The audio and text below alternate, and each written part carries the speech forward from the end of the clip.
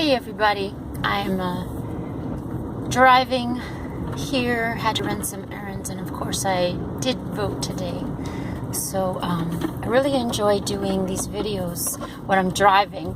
I just went for a jog with my dog, and I always really, jogging is like super meditative for me. It's actually the best way for me to meditate, and I get ideas and my brain works the best.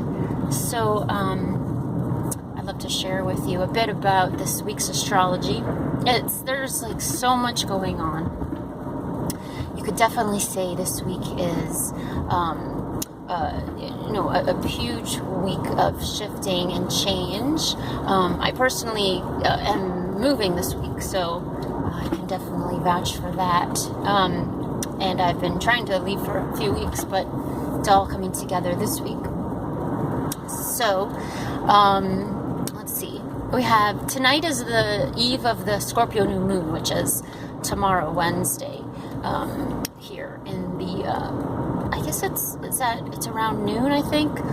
So, let's see.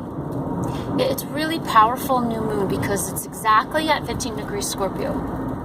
And that's the middle of the sign, and it's the middle of a fixed sign.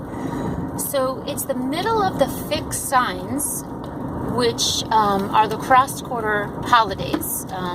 So most people knew about the main holiday. The main holidays are at the start of each season. So we have the winters, Christmas, carries over to New Year's, and spring, Easter, of course. Summer, there's it's celebration of summer and vacation.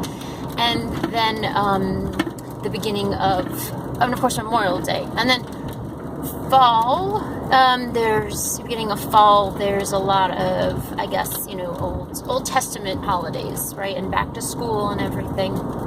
The cross-quarter holidays, so those are the beginning of the cardinal signs, right? The beginning of the seasons. So that's Aries, Cancer, Libra, and Capricorn. Yes, I can drive and think astrology, yes, while it's raining. So, all right, the fixed signs being Taurus, Leo, Scorpio, and Aquarius, those represent the middle of the season, right? So the middle of the fixed signs are like the deepest part, so they're like the purest form of the season, right? So middle of Taurus, that's like when everything is at its full, like coming out, the blooming is like as much as possible, right? So the flowers and everything are just, it's when we really, really notice it, and we really know we're full into the New Year's spring. The middle of Leo, that's again the beginning of August. That's when it's the most summer feeling, right? Like everything is full out. The fruits and vegetables are full out. Everything is green as it's going to be. And then here we have the middle of Scorpio, where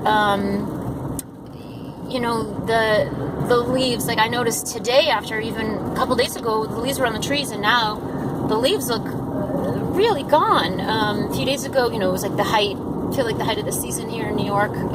Everything was golden and brown, but now the leaves are gone. It's been raining since Sunday. Leaves, it's really a drastic change here. Interesting, I was also thinking that the middle of Scorpio is when we plant garlic, and garlic has a strong connection with Scorpio. Of course, we know about it as with the vampire, keeping away vampires. But of course, as far as keeping away viral infections and keeping our health strong, it's interesting that we plant garlic now for the next year. So I bet garlic's probably also has, if it keeps away vampires, that means that obviously there's a strong energetic connection, not just keeping away some common colds, right? Keeping our immune system up. So, garlic's magic, obviously. And then the middle of Aquarius, that's actually when the seeds pop open. So that's in like the witch cycle of the year.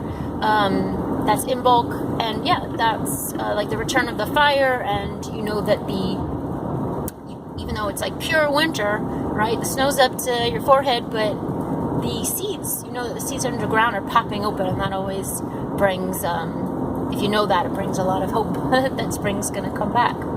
So there we go, a little bit of information about the seasons we veered, and getting back to that tomorrow's new moon is on a cross-quarter day. I actually